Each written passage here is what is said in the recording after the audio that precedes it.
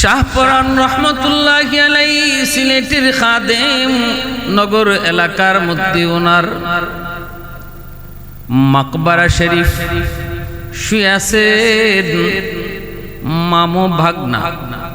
মামা ভাগনা দুজন সিলেটের পবিত্র মাটিতে শুয়ে আছেন। ইয়ামন থেকে শাহজালাল মুজররদ ইয়ামনি রহমতুল্লাহি আলাইহি তিনি এসেছেন। ভাগনা শাহপরান ওনার বাড়ি ছিল বুখারা। ইমাম বুখারী রহমতুল্লাহি আলাইহির বাড়ি যেখানে, ওই জায়গায় বাড়ি ছিল শাহপরান রহমতুল্লাহি আলাইহির বাড়ি। ভাইরা বন্ধুরা, পবিত্র নগরী সিলেটের জমিন, যেই জমিনে ৩১৩ জন সঙ্গী সাথী নিয়ে শাহজালাল মুজররদ ইয়ামনি সাথে মায়ার ভাগনা শাহপরান রহমতুল্লাহি আলাইহিকে সাথে নিয়ে সিলেটের মাটিতে আগমন করেছিলেন। কি ছিল তাদের জীবনী, কি ছিল তাদের পরিচয়? বুখারা অঞ্চলে তার জন্ম। মা বড় দিনদার, বড় আল্লাহওয়ালি, বাবাও বড় দিনদার, বড় আল্লাহওয়ালা। পৃথিবীতে যত মনীষী জন্ম নিয়েছেন, সমস্ত মনীষী হওয়ার পিছনে মায়ের অবদান সবচেয়ে বেশি ছিল। মা ছিলেন দিনদার, মা ছিলেন নেককার, মা ছিলেন আল্লাহওয়ালি। কারণ মা হলো পাত্র যেমন হয় জিনিসও তেমন হয়। পাত্র যদি ভালো হয় জিনিসও ভালো হয়, পাত্র যদি খারাপ হয় জিনিসও খারাপ হয়ে যায়। খারাপটা জিনিসের উপরও আসর করে। এজন্য মা হলো পাত্র। মার কাছে ভালো মা যদি হয়, সন্তান ভালো হয়। এই জমিনে যত আল্লাহর ওলি, এই জমিনে যত আল্লাহর ওলি অতিবাহিত হয়েছেন, এখনো আছেন রে যুবক, প্রতি আল্লাহর ওলি হওয়ার পিছনে সবচেয়ে বড় অবদান খুঁজে পাওয়া যাবে মা। শাহজালাল মুজররদ ইয়ামনি শাহপরান রহমতুল্লাহি আলাইহি, বড় পীর আব্দুল কাদের জিলানী, বড় পীর আব্দুল কাদের জিলানী, খাজা মঈনুদ্দিন চিশতি, যত নাম তুমি জানতে চাও, যত নাম তুমি বুঝতে চাও, প্রতি ওলি আল্লাহদের জীবনী তালাশ করে দেখো। বড় পীর আব্দুল কাদের জিলানী বড় পীর হয়েছেন মার দিনদারির কারণে, মার তাকওয়া পরহেজগারির কারণে। খাজা মঈনুদ্দিন চিশতি হয়েছেন। আজকে কি স্বপ্ন দেখলাম, স্বামীকে সেটা বলবো। স্বামী যখন ফজরের নামাজ পড়ে ঘরে ঢুকছেন, স্বামীকে যায় নামাজে বসে বলতেছি, স্বামী গো, আজ আমি একটা অবাক স্বপ্ন দেখেছি, অবাক করার স্বপ্ন দেখেছি গো স্বামী। স্বামী বলতেছে, কি বলো? কয়, দেখেছি এমন আকাশে একটি উজ্জ্বল তারা ঝলমল করে, সেই তারাটা একজন দরবেশ ইশারা দিয়া আমার কুলে এনে দিয়েছে, আমি দেখেছি। এই কথা বলতেই শাহপরান রহমতুল্লাহি আলাইহি বাবা বলতেছেন, বিবি গো, এমন একটা স্বপ্ন আজ রাত আমিও দেখেছি। স্বামী স্ত্রী দুজন একই স্বপ্ন দেখছেন। কেমন মা কেমন বাবা? বাবা বলতেছে, বিবি গো, আমি নিজে এমন দেখেছি, মনে হয় আল্লাহ পাক তোমাকে আমাকে কোনো আমানত দিবেন গো। আল্লাহ পাকের পক্ষ থেকে কোনো আমানত আমাদের কাছে আসবে। বিবি, সন্তান আল্লাহর দেওয়া আমানত, ভালো করে খেয়াল রাখবেন। সন্তান আল্লাহর পক্ষ থেকে দেওয়া আমানত। আর আমানতের বস্তু নিজের মর্জি মতো ব্যয় করা যায় না।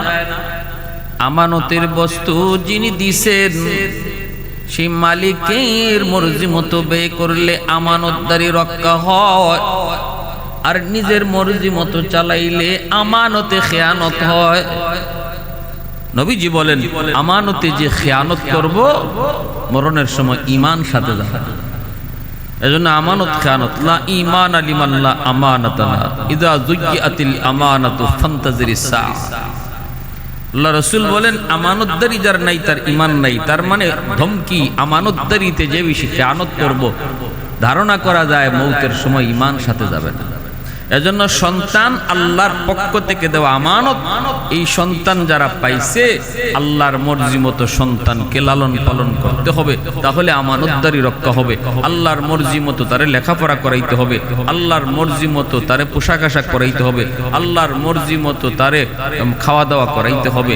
হারাম খাওয়া সন্তানকে খাওয়ানো যাবে না, সুদের টাকা দিয়ে সন্তান লালন পালন করা যাবে না, ঘুষের টাকা দিয়ে সন্তান লালন পালন করা যাবে না, চিটারি বাটপারি কইরা সন্তান লালন পালন করা যাবে না। এটা আমানতে খেয়ানত হবে। কিয়ামতের ময়দানে সুদকুর, ঘুষকুর আর চিটার বাটফারের সন্তানরা হাসরের মাঠে আল্লাহর আদালতে বাপমার বিরুদ্ধে মামলা দিবে, আল্লাহ আমার বাবা হারাম টাকা ঘরে ঢুকাইয়া আমানতে খেয়ানত করার কারণে আজ আমি বেনামাজি হইছি, আজ আমিও নিজে সুদকুর হইছি, আজ আমি নিজে ঘুষকুর হইছি, কারণ আমার রক্ত হারাম টাকা দিয়া গড়া, আমার যার কারণে আমিও লাইন পাই নাই, আমিও বেলাইনে বেফতে গেছি।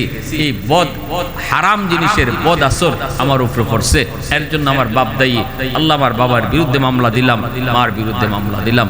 এজন্য প্যারে হাজিরিন, হাসরের মাঠে বহু সন্তান বাপ মার বিরুদ্ধে মামলা দিবে শুধু আমানতে খেয়ানত করার কারণে।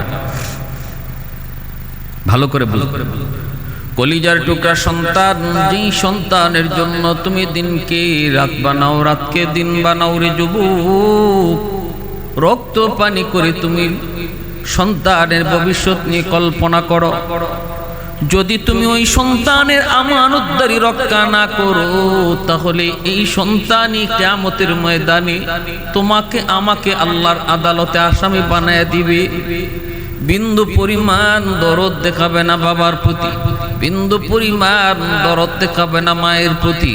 কিয়ামতের ময়দান সবাই নিজের চিন্তা নিয়ে ব্যস্ত থাকবে, কে কারে দোষী বানাইয়া নিজে নির্দোষ হইতে পারে। সন্তান বাপ মারে দোষী বানাইয়া নিজে নির্দোষ হতে চাইবে, মা সন্তানকে দোষী বানাইয়া নিজে নির্দোষ হতে চাইবে। বিন্দু পরিমাণ কেউ কাউকে মায়া দেখাবে না। ইয়াউমা ইয়াফিরুল মারউ মিন আখিহি ওয়া উম্মিহি ওয়া আবিহি ওয়া সাহিবাতিহি ওয়া বানিহি লিকুল্লি ইমরিইম মিনহুম ইয়াউমাইযিন শা'নুন ইউগনিহি। পরিষ্কার আল্লাহ পাক এই জায়গায় ব্যক্ত করে দিয়েছেন, কেউ কাউকে দরদ দেখাবে না, কেউ কাউকে মায়া দেখাবে না। শাহপরান রহমতুল্লাহ আলাইহির বাবা ওনার মাকে বলতেছে, বিবি গো, আল্লাহর কাছে দোয়া করো, হয়তো আল্লাহ পাক তোমাকে আমাকে বহুত বড় একটা আমানত দিবে গো।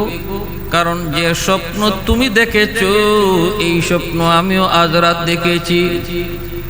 ভাইরা বন্ধুরা, দুজন মা বাবা আল্লাহর কাছে কান্নাকাটি করেন, দিন যায় রাত যায় আল্লাহর কাছে কান্নাকাটি করেন। এইভাবে 10 মাস 10 দিন যখন পার হয়ে গেল, যেই রাত্রে শাহপরান রহমতুল্লাহ আলাইহি তিনি দুনিয়াতে আসবেন, ভাইরা বন্ধুরা, ফজরের সময়, তাহাজ্জুদের সময়, ওই অবস্থায়ও তিনি যখন ভাইরা বন্ধুরা ব্যথা শুরু হলো, মা তিনি অনুভব করতেছেন, তখনও তিনি জাপসা চোখের সামনে দেখতে পেলেন ভূমিষ্ঠ হওয়ার আগ মুহূর্তে আকাশের একটা বহুত বড় চন্দ্র আলোকিত হইয়া ওনার ঘরের ভিতরে ঢুকে পড়ছে। এই দৃশ্যটা নিজের চোখে যখন তিনি দেখতে পেলেন, in the meantime Shahparan রহমতুল্লাহি আলাইহি তিনি দুনিয়াতে আগমন করেন। সুলতানুল আযকার উপস্থিত যারা ছিলেন তারা বলতেছেন, একজন দুইজন নয়, অসংখ্য নারীরা বলেন আমরা দেখেছি শাহপরান যখন দুনিয়াতে আসে তখনই তার মুখে জিকির ছিল, আমার আল্লাহ নামের জিকির ছিল। কারণ মা তো ছিলেন এমন মা, যেই মা সবচেয়ে বেশি জিকির করতেন। শাহপরান রহমতুল্লাহ আলাইহির আম্মা রাত দিন অল টাইম তিনি জিকির করতেন। ঘরের কাম তবুও মুখে জিকির, ঘরের কাম তো হাতে, কিন্তু মুখে ছিল আল্লাহ নামের জিকির। এজন্য সন্তান দুনিয়াতে আগমন করছে এমন হালতে সন্তানের মুখেও আল্লাহ নামের জিকির। বেমরূপে কায়তোয়ান দে তিফলে দানিশওয়ার সুদন, বেমরব্বি কায়তোয়ান দে তিফলে দানিশওয়ার সুদন, কাতরারা ইনকানা বাশুদ বেসদফ গৌহর সুদন, রোজাহা বায়ত কশিদন ইন্তজার বেশুমার, তাকে দুর জৌফে সদফ বারা শবদ দুর্রে আদন।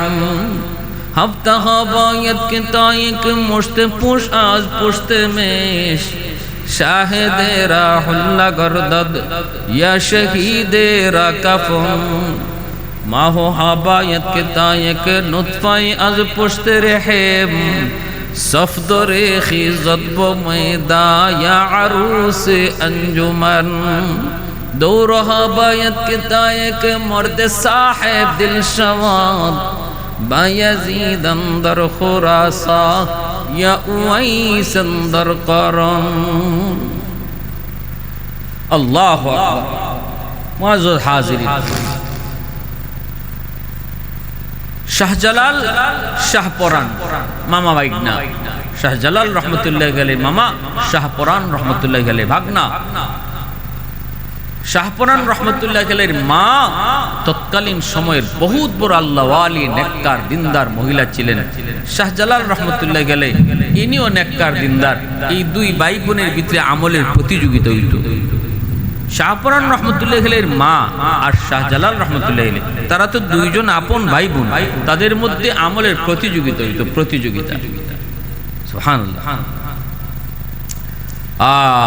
আমরা প্রতিযোগিতা করি দুনিয়া লইয়া, আমাদের প্রতিযোগিতা হয় দুনিয়া লইয়া, গাড়ি লইয়া, বাড়ি লইয়া, কিন্তু আল্লাহ ওয়ালাদের মাঝে প্রতিযোগিতা হইতো আমলের প্রতিযোগিতা। ভাই বোনের মধ্যে প্রতিযোগিতা হইছে কে কয় রাকাত বেশি নফল নামাজ পড়তে পারে, কে কয় পারা কোরআন তেলাওয়াত করতে পারে, সেই প্রতিযোগিতা হইছে তাদের ভাই বোনের মধ্যে।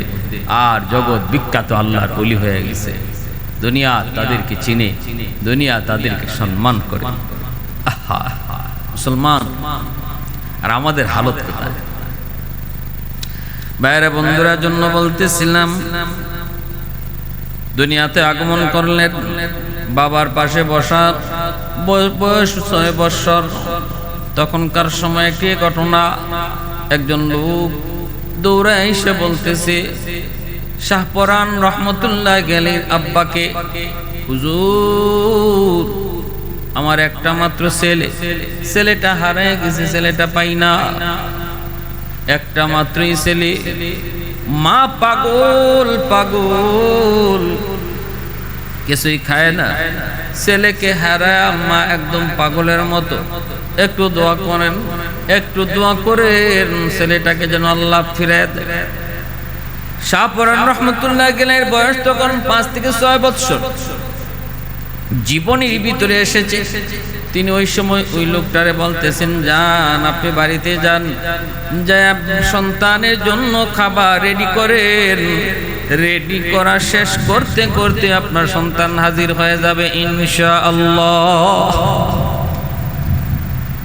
বাবা অবাক হয়ে গেলেন, বাবা শাহপরান, এ বাবা এটা কেমন করে সম্ভব? তুমি এটা কেমন করে বললা? কেমন করে তুমি জেনেছো? কেমন করে তুমি মেন্টের জেনেছো?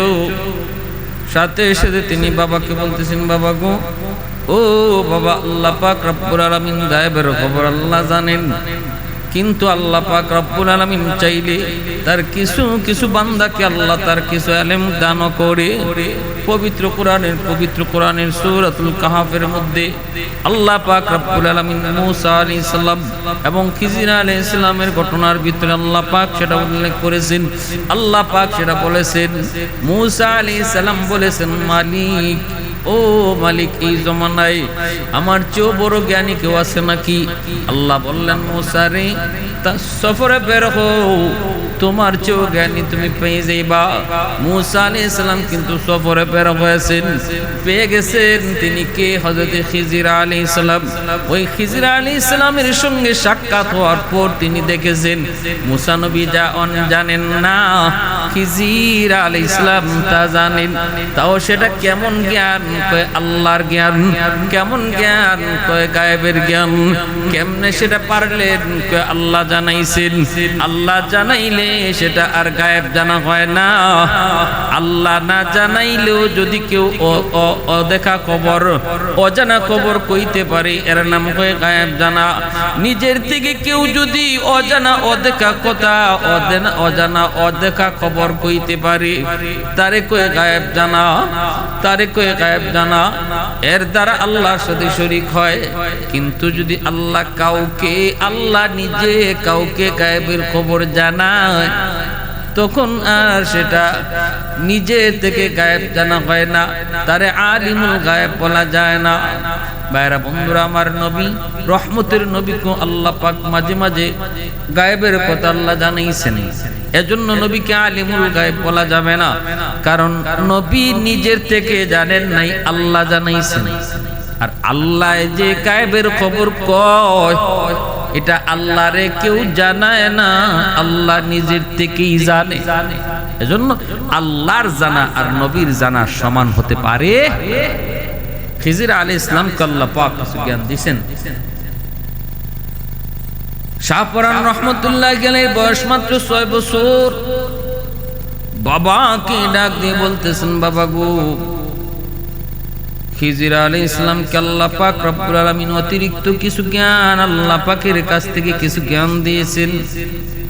এই কথা ইঙ্গিত করে তিনি বুঝাইয়া দিয়েছেন আল্লাহ তারেও এমন কিছু জ্ঞান আল্লাহ নিজের থেকে দিয়েছেন। বাবা বুঝে গেছে আমার শাহপুরান, আমার সন্তানকে আল্লাহ পাক কিছু মারিফতি জ্ঞান, আল্লাহর দেওয়া জ্ঞান, যেটাকে ইলমে লাদুনি বলে আল্লাহ দিছে। 6 বছর বয়সে এই দৃশ্যটা, এই অবস্থাটা বাবা টের পেয়েছেন সন্ধ্যার আগেই। ওই হারানো ছেলে বাবা মা যে খাবার সামনে প্রস্তুত রেখেছে, সন্ধ্যার আগে আগে সেই খাবার খেয়েছে। ছেলে ফিরে এসেছে, প্রচার হয়ে গেছে। শাহপুরান রহমতুল্লাহি আলাইহি ছোট কালি 10 বছর বয়সে বাবা জিহাদের ময়দানে গিয়ে শহীদ হয়ে গেলেন। 10 বছর বয়সে আল্লাহর ওলি শাহপুরান রহমতুল্লাহি আলাইহি বাবা হারাইলেন। মা কান্নাকাটি করে মাকে বলতেছে, মা গো কেন কাঁদো? মা কই, বাজান আমি তো আনমনা হয়ে আছি, তোমার চিন্তা করে রে বাজান। কোথায় তোমাকে লেখাপড়া করাবো, কেমনে তোমাকে লালন পালন করব? আমি একজন নারী, দুর্বল, কোথায় তোমারে নিব, কোথায় কি পড়াবো? এই চিন্তা করে মায় কান্না করি। শাহপুরান রহমতুল্লাহি আলাইহি তখন কই, মা গো এটা ঠিক না, মা আব্বা দুনিয়াতে নাই, এজন্য আপনি কান্দেন। আমার মায়ের নবী জন্মের আগেই তো বাবা হারাইছে। আমি তো 10টা বছর পর্যন্ত বাবা পেয়েছি, বাবার আদর পেয়েছি, কিন্তু রহমতের নবী তো জন্মের আগেই বাবা হারাইছেন। আব্বু ডাকের ভিতরে কেমন মজা নবী তো জানেন না। পৃথিবীতে এমন কত সন্তান এতিম বাবা হারাইছে, তাই বলে তাদের জীবন থেমে থাকে নাই। আল্লাহ পাক তাদের জীবন চালাইছে। আল্লাহ পাক মানুষকে চালানেওয়ালা। তুমি কি আমার বাবার উপরে আমার জীবন বাবার হাতের মধ্যেই তুমি কি মনে করো গো মা? আমার জীবন ব্যবস্থাটা তো বাবার হাতে নয়, আমার মালিকের হাতে। বাবা না থাকলেও আল্লাহ চালায়, বাবা থাকলেও আল্লাহই চালায়। মা এমনটা মনে করে ঠিক না গো মা। পৃথিবীতে এমন বহু সন্তান রয়েছে যে সন্তান বাবাও পায় নাই, মাও পায় নাই। আমি তো মা পেয়েছি, মার আদর পেয়েছি। পৃথিবীতে আল্লাহ কিছু সময়ের জন্য আমাদেরকে পাঠাইছে গো মা, সময় হলে আবার যাকে মন চায় আল্লাহ পাক তুলে নিয়ে যায়। এজন্য আল্লাহ পাকের সিদ্ধান্তটাই কি চূড়ান্ত সিদ্ধান্ত হিসেবে মেনে নিতে হবে, সবর করতে হবে। সমস্ত ফয়সালা আল্লাহর। শিশুকালে মার চোখের সামনে, মার মুখের সামনে এত সুন্দর সান্ত্বনার বাণী শোনায়া মার হৃদয়টাও তিনি কেড়ে নিলেন। ভাইরা বন্ধুরা, এইভাবে শাহপরান রহমতুল্লাহি আলাইহি তার দাওয়াত, তিনি তার এলেম অর্জনের কাম শুরু করলেন। কোরআনের এলেম নূর, কোরআনের নূর, এই জ্ঞানে তিনি মগ্ন হলেন। ভাইরা বন্ধুরা, দিলের ভিতরে মারিফতের জ্ঞান লাভ করার জন্য বড় ব্যাকুল, দিলের ভিতরে বড় ব্যাকুল ব্যাকুল। বাল্য বয়স, তাহাজ্জুদের নামাজ পড়েন মসজিদের ভিতর। হঠাৎ করে তিনি আওয়াজ পেলেন মসজিদের পাশে যেন কি আওয়াজ। চতুর্দিকে ঘুরেন, কোনো আওয়াজ পান না। 3 দিন পর্যন্ত ঘুরে ঘুরে একদিন দেখতে পেলেন মসজিদের ভিতরে কম্বল মুড়ি দিয়ে একজন মানুষ মসজিদের এই পাশ থেকে ওই পাশে যায়। শাহপরান রহমতুল্লাহ গেলে ডাক দিয়ে বলেন, ও আল্লাহর ওয়ালি, কি আপনি কেন প্রতিদিন আমাকে ডাক দিন? তখন তিনি আওয়াজ দিয়ে কয়, তুমি নিশাপুর চলে যাও, সেখানে একজন আল্লাহর ওয়ালি আছে, তার সোহবতে যাও। নিশাপুরে তখন বহুত বড় একজন আল্লাহর ওয়ালি বসবাস করতেন, যার নাম হলো শাহ আমিন রহমতুল্লাহি আলাইহি। বহুত বড় একজন আল্লাহর ওয়ালি, উনি ওখানে বসবাস করতেন নিশাপুর। যিনি ছিলেন মাজজুব, মুস্তাজাবুদ দাওয়া, হাত উঠে দোয়া করলে আল্লাহ দোয়া কবুল করত। এই কথা শুনলেন নিশাপুর তার যেতে হবে। ফজরের নামাজ পড়ে একটু ঘুমাইছেন, স্বপ্নে দেখেন আরেকজনে ডাক দিয়ে কই, ও যুবক, নিশাপুর যাওয়ার নিয়ত করেছো, শোনো, নিশাপুর যে আছে সে বহুত বড় একজন কামেল আল্লাহর ওয়ালি। যাও, তুমি সঠিক জায়গায় যাবা, কিন্তু মনে রাখো কখনো ওনাকে ছেড়ে আসবা না। উনি যদি তোমার সাথে গরম আচরণ করে, তোমার সাথে খারাপ আচরণ করে, তবু তুমি তার সঙ্গ ছাড়বা না। পরীক্ষা নেওয়ার জন্য, ধৈর্য পরীক্ষা নেওয়ার জন্য হয়তো তোমার সাথে খারাপ আচরণ করতে পারে। আবার এটা স্বপ্নে কে যেন এই কথাটা বইলেও দিছে। সিদ্ধান্ত ওকে ফাইনাল, ও রেডি করে তিনি রওনা হলেন। নিশাপুর গিয়া পৌঁছলেন। নিশাপুর যায় পৌঁছলেন, সারা রাত সফর করলেন। ফজরের নামাজ পড়িয়া তিনি ডানে বামে ঘুরেন। কোথায় সেই আল্লাহর ওয়ালি যার সন্ধানে তিনি এসেছেন, কই পাবেন? ঘুরেন, মরুভূমিতে দেখতে পেলেন একজন মানুষ চিথরে শুয়ে আছে। পাশে গেলেন, যায় কথা বলে অনুমান করলেন হয়তো ইনি। জিজ্ঞেস করলেন, হ্যাঁ, তিনি বুঝে গেলেন ইনি হয়তো সে আল্লাহর ওয়ালি, ইনি হয়তো সে আল্লাহর ওয়ালি। তিনি কথা বললেন, তিনিও বললেন, কেমনে বলছেন? এই শাহ আমিন রহমতুল্লাহি আলাইহি, ইনি ইনার গুহার মধ্যে মুরিদানদের কাছে একদিন উল্লেখ করতেছেন, বয়ান করেন মুরিদানদের কাছে, আর বলতেছেন ওই পাগলটা আসে না কেন, পাগলটা হতভাগাটা আসে না কেন? তোর মুরিদানরা বলছিল, হযরত কাকে বলতেছেন?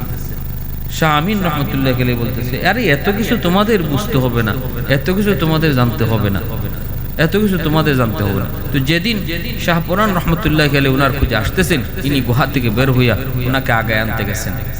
রাস্তায় দেখা হয়েছে, পরিচয় হয়েছে, কিন্তু সাথে আনতে দেন না। উনি কথা না বইলে কিছু কথা পরিচয় দিয়েই উনি শাহপরান রহমতুল্লাহিকে ফালাইয়া চলে আসতেছেন। কিন্তু আল্লাহর ওয়ালি তিনি তো ওনাকে সঙ্গ ছাড়েন না। যখন দেখছেন যে শাহপরান পিছনে আসতেছে, পাশে যাইয়া এমন জোরে একটা ঘুষি মারছেন, একটা ঘুষি দিতেই উনি মাটিতে চিত হয়ে পড়ে গেছেন।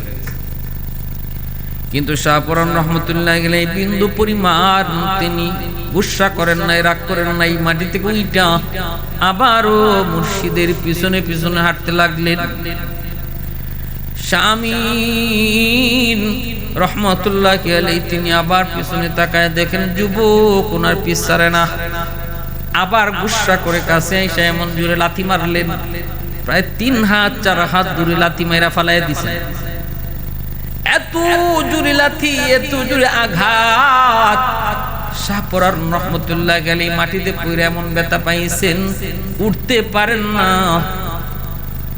তখন শাহ আমিন রহমতুল্লাহ আলাইহি যাই আস্তে করে আবার মায়া করে টান দিয়ে বুকে জড়ায় নিছেন, গোলাবালি করে আদর করে পুষতেছেন। আর হাতের মধ্যে একটা পানির জগ ছিল, পানিটা পান করাইছেন। ব্যথা শরীর থেকে চলে গেল, মায়া করে গুহার ভিতরে ঢুকাইছেন। দেখেন অনেকগুলি মানুষ, এখানে হলো ওনার কামরা, খাস কামরা। ওখানে যাওয়ার পর শাহপরান রহমতুল্লাহ আলাইহি তিনি বুঝতে পারলেন এতক্ষণ পর্যন্ত যেই মানুষটা তার সাথে কঠিন আচরণ করেছে সে মূলত কঠিন আচরণের লোক নয়, বড় নরম নরম দিলের লোক। তাহলে কঠিন আচরণটা হয়েছে তাকে পরীক্ষা করার জন্য। আর কাছে আইনা চোখের মধ্যে আঙ্গুলটা টিপ দিয়ে এইভাবে ধরলেন, চোখটা মুছলেন। শাহপরান রহমতুল্লাহ আলাইহি দুটা চোখ এইভাবে আঙ্গুল দিয়া বন্ধ কইরা পিঠের মধ্যে এইভাবে 7টা আঘাত করলেন, ঘুষি দিলেন। 7টা ঘুষি দিলেন। প্রতিটা পিঠের মধ্যে আঘাতের দ্বারা প্রতি আঘাতে আঘাতে এক একটা আসমান ইনি দেখতেছেন। তৃতীয় পিঠের আঘাতে দ্বিতীয় আসমান দেখেন, তৃতীয় পিঠের আঘাতে তৃতীয় আসমান দেখেন। এইভাবে 7টা আসমান পর্যন্ত তিনি দেখছেন। পিঠে 7টা আঘাত করে 7 আসমান তিনি দেখেন। এত বড় মারিফতের জ্ঞান শাহ আমিন রহমতুল্লাহ আলাইহি শাহপরান রহমতুল্লাহ আলাইহি কে দিছেন। এমনি এমনি এত বড় ওলি হইছেন, এমনি এমনি। তখনই বলতেছেন বাবা আর আমার কাছে তোমার থাকতে হবে না, তোমার কারামত তোমার বুজুর্গি আমার যদ্দূর দায়িত্ব ছিল যদ্দূর আমি দায়িত্ব আদায় করছি, এখন তুমি যে কওমের খেদমত করো। তিনি বলছিলেন হযরত আমি আরো কিছু সময় আপনার কাছে থাকতে চাই। তিনি বলেন না, নট অ্যালাউড, তুমি এখন তোমার দায়িত্বে চলে যাও।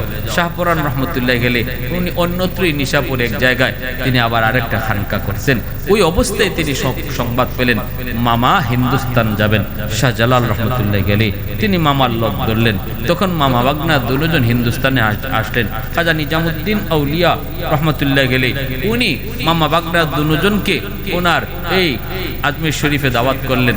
এখানে ওরা 3 দিন থাকলেন। তারপরে যখন সিলেটের দিকে রওনা দিবেন এক জোড়া কবুতর দিয়ে দিছিলেন নিজামুদ্দিন আউলিয়া। ওই এক জোড়া কবুতর শাহজালাল রহমতুল্লাহ গেলে সিলেটে নিয়ে আসেন। রাজা গৌর গোবিন্দ বাধা দিতে চেয়েছিল, সুরমা নদীর নৌকা সব সরাইয়া যায় নামাজে বৈশা মামা ভাগনা সহ 313 জন সুরমা নদী পার হয়ে আসছেন। গৌর গোবিন্দের প্রাসাদ ধসে পড়ছে কেমনে? শাহজালাল মুজরদি আমুনি কইছে কে দিবা আজান, ভাগনা দাঁড়ায় গেছেন। সে তো জানতেন ভাগনা না। ইতিহাস এতক্ষণ আপনাদের সামনে যা বললাম, ওনার জীবনী যা বললাম, এত বড় বুজুর্গ, এত বড় বলি, এত বড় বলি। মাও ছিলেন অলি, মাও ছিলেন বড় দিনদার, মাও ছিলেন সুলতানুল আজগার। সেই মার গর্বের সন্তান আজান দিলেন, আজানের আওয়াজে গৌর গোবিন্দের প্রাসাদ ধসে পড়লো। এই যে একটা কবুতরের জোড়া আনছিলেন, ওই কবুতরটা তিনি পালতেন শাহজালাল রহমতুল্লাহ আলাইহি। আর কবুতর বাড়তে বাড়তে অনেক বাড়তে লাগলো। কিন্তু শাহপরান রহমতুল্লাহ আলাইহির কাছে এই জিনিসটা ভালো লাগতো না। মামায় কবুতর ফালে আর বাগনায় কবুতর খায়। এই অবস্থার ভিতরে যখন বাগনার কাছে খবর চলে আসলো, মামার কাছে খবর চলে আসলো আপনার কবুতর তো কম কম লাগে, ঘটনা কি? কয় শাহপরানে খাইলায়। মামায় তখন কইতেছে বাগনারে ডাইকে নিয়ে আসো। একজনে যায় কয় আপনারে মামায় ডাকে। বুঝে গেছেন কেন? কয় কবুতর কম। শাহপরান রহমতুল্লাহ গেলে কই মামা গো আপনি কি চান? কয় কবুতর কম কেন, কি করছো? কয় মামা খাইছি। কই আমার কবুতর দেও লাগবো নি? বলে হ। প্রতিটা কবুতরের পাক তিনি এক জায়গায় রাইখে দিছিলেন। ওই পাকগুলো একত্র কইরে তিনি পুরা আকাশে উড়াইয়া বাতাসে উড়াইয়া বলতেছেন, যাও তোমরা আগের মতো কবুতর হইয়া মামার কাছে চলে যাও। সেই কবুতরগুলি আবার আগের মতো কবুতর হইয়া শাহজালাল রহমতুল্লাহ আলাইহির কাছে উড়াল দিয়ে চলে আসছে। দৃশ্যগুলা সবাই দেখছে, কিন্তু শাহজালাল মুজররদি এমনই কয়ে, বাগনা কামটা ঠিক করছো না, সব সময় কেরামতি দেখানি ঠিক না, তোমার এই পাওয়ারটা এদের সামনে দেখানো ঠিক না। অনেক সময় জাগা মতো কেরামত না দেখাইলে কেরামতরে কেউ কইব এটা জাদু। যেমন মুসা নবীর মুজেজাকে ফেরাউন দেখে কইছিল জাদু। অতএব সব সময় জাগা বুঝা কেরামত দেখাইও। বাগনা তুমি খাদিমনগর চলে যাও, ওখানে যে তুমি খানকা করো, ওখানে মানুষকে তুমি হেদায়েত করো। খাদিমনগরের হিন্দুরা ছিল অনেক বিয়ারা, এরা আল্লাহ চিনত না, খালিক মালিক চিনত না। এখানে আইসা শাহপুরান রহমতুল্লাহ গেলে তিনি খানকা বানাইলেন। আজও সিলেটের খাদিমনগরে শাহপুরান রহমতুল্লাহ গেলে শুয়ে আছেন। এই এলাকার মানুষের ভিতরে তিনি দাওয়াতের কাম করলেন। দাওয়াতের কাম খাদিমনগর থেকে ওনার শুরু হলো। ভাইরা বন্ধুরা, এত বড় বুজুর্গ এখানে তিনি দাওয়াতের কাম করলেন, এখানে শুয়ে থাকলেন। পৃথিবীর বিভিন্ন দেশান্তর থেকে শাহজালাল শাহপুরান মানুষ দেখতে আয়। ভাইরা বন্ধুরা, একটু গরম গরম, এরিয়াটাও গরম, ইনিও ছিলেন গরমিত তবিয়তের। একবার আইছে কিছু ফটো সাংবাদিক, ফটো তোলার লাগিয়ে আইছে এরা, কিন্তু দিলের ভিতরে ঈমান নাই। আমরাও কিছুদিন আগে বাগেরহাট গেছিলাম, প্রোগ্রাম কইরা আমরা দেখছি, ওইখানেও মাজারে দেখছি, খান জাহান আলী মাজারে অমুসলিমরাও তারা দেখতে যায়, যে তারা ছবি তুলে, এই তুলে সেই তুলে, পর্দা নাই ফুসিদা নাই। শাহপুরানও ঢুকছে এমন কিছু ফটোগ্রাফার, জুতা খুললা যাওন লাগে আল্লাহর ওলির মাজারে, কিন্তু মেইন ফটো যে তুলব, তাদের যে লিডার, তাদের যে নেতা, সে জুতা না খুললে ঢুকতে চাইছে। খাদিমে কইছে, জনাব জুতা খুললে ঢুকেন, এটা আল্লাহর ওলির মাজার। আগে কইলায় না কি, আগে কইলে তো ফাউড তুই আইতাম। এমন একটা নেগলেক্ট কইরা কথা কইছে। সে এই বিয়াদবিটা মূলত খাদিমের সাথে করছে না, করছে শাহপুরান রহমতুল্লাহ আলাইহির সাথে। যাবার সময় যে গাড়ি দেয়া যায় রে যুবক, একটা খানচা এরকম ভাবে একদম ওই রকম একটা টমটমের মধ্যে, সিএনজির মধ্যে তারা বইসা মেইন রোডে গিয়ে উঠবো, ফাউটা তার বাইরে রইছে। এই অবস্থায় হঠাৎ করে মেইন রোডে উঠবো, আর বিশাল একটা ট্রাকে এসে এমন ভাবে বাড়ি দিছে, বাচ্চাটি কই কিন্তু ফাও নাই, ফাও সাথে সাথে অ্যাক্সিডেন্টে শেষ। ওই যে কইছিল, যদি আমি এই কথাটা আগে জানতাম, আগে বুঝতাম, তাহলে তো ফাউটাই তুই আইতাম, জুতা না খালি ফাউ তুই আইতাম। আল্লাহ পাকের ওলির সাথে বেয়াদবি করার কারণে অ্যাক্সিডেন্টে তার ফাউটা হয়ে গেছে। এই হলো শাহ আল্লাহর ওলি শাহপুরান রহমতুল্লাহ গেলে সিলেটের এই জায়গায় তিনি শুয়ে আছেন। ভাইরা বন্ধুরা, আল্লাহ আমাদের সবাইকে আমাদের জীবন আল্লাহ ওয়ালাদের মতো গঠন করার